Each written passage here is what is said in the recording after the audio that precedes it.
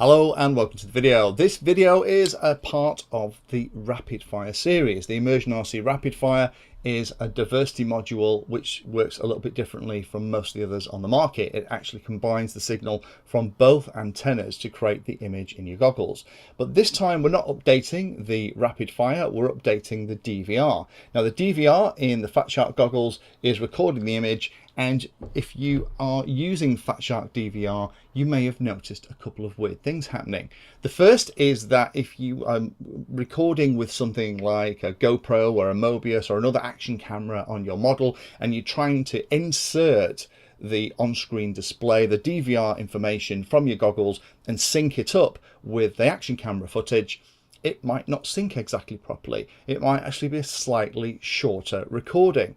And you'll also find sometimes that when you're looking for your DVR footage and you're watching it back, you may be missing critical frames where you were in that particular gate, whether or not you were behind that individual as they went around the corner. Maybe key OSD information isn't there. And the other thing you'll find is if you install Rapid Fire into goggles with that firmware on the DVR, then you can occasionally get black frames being shown. And what's happening is the original firmware is not behaving very well when it gets an image or one frame of the video when it receives it that appears to be corrupted. Rather than try and record that frame, even if it's got some dodgy information in it, it just throws it away. So what you end up with is those frames that are missed don't appear as gaps. The whole video file just kind of gets chunked down a little bit.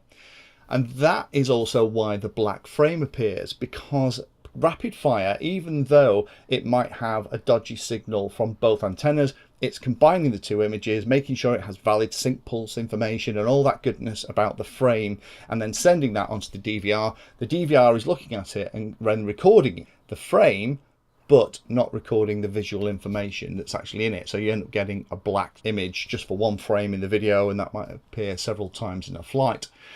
So you can sort this out. Now the update is available from the Immersion RC website, and I'm going to very quickly go through the process to update it. But the cool thing about this is that even if you are not using the Rapid Fire module and you are experiencing those kind of truncated video problems, updating the DVR firmware on your goggles will take care of that. So now we understand what the firmware is actually doing, and the new firmware is basically making sure that the DVR always records the frame. Even if it isn't perfect, it's still going to get stuck in the DVR recording. Let me show you how to do it. Now this is a process that's in lots of other videos, but hopefully with the context of why you're doing it, it makes more sense as why you'd bother. The first thing you need to do is to go into the Immersion RC website and download the update file. The update file appears as a zip file, and in there is a couple of files.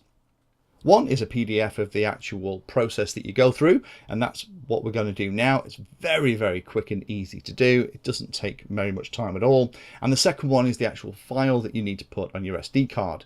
That's called CRESFW. So what you need to do is pop out your SD card from the DVR in your Fat Shark goggles, pop the SD card into your computer, and then copy CRESFW into the root directory of the SD card. Now in the instructions it talks about formatting cards and all that stuff. I found that if you already got an SD card that the DVR is working with and recording with really nicely, all I do is I just stick that file into the root directory of the DVR SD card and then eject it from the computer and pop it back into the goggles. The firmware update takes about 20-30 seconds, so push the SD card back into the slot. Make sure you got a nice full battery so that the battery doesn't fail mid-update. Plug the battery in, there will be a slight pause, it will find the file, and then the little red LED on the front of the goggles will start flashing away, and you just have to work your way through it, and then eventually the LED will stop flashing, go dark. At that point you can then unplug the goggles. Make sure you leave them unplugged for kind of 10-15 seconds just to make sure that power's completely drained away, and then next time you power the goggles on, they will power up using the new firmware. The file that you have put onto the SD card, the CRESFW, should automatically be deleted at the end of a successful update, but I would normally just eject the SD card again while the goggles are powered off and just pop it into the computer to make sure that that's happened, because if it has, then I know that it's been successful.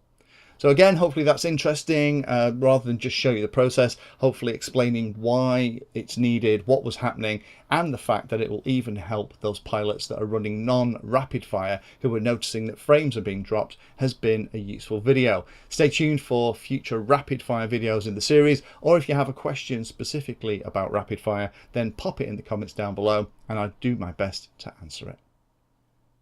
Thanks for watching the video and watching right to the very end. You can find me in all the usual places on social media, and if you like the video and like what I'm doing here, then hit the subscribe button and hit the bell notification icon too. If you really like what I'm doing, you can go the extra mile and become one of my Patreons for access to me directly for support, and also giveaways and regular updates too. If you're looking for particular content, then check out the playlist. I organise all of my videos into playlists, so if you're looking for a particular topic, you can find everything here. If it's called Introduction To, it's designed to start very simply and build on that simple introduction to teach you all about it. If it's called For Beginners, then that is really aimed at people who are brand new to that part of the hobby. You can also search on YouTube for anything that you're interested in using the search function at the top. So iNav Painless 360 will find all of my videos and even the playlists around iNav. So thanks again for watching and happy flying.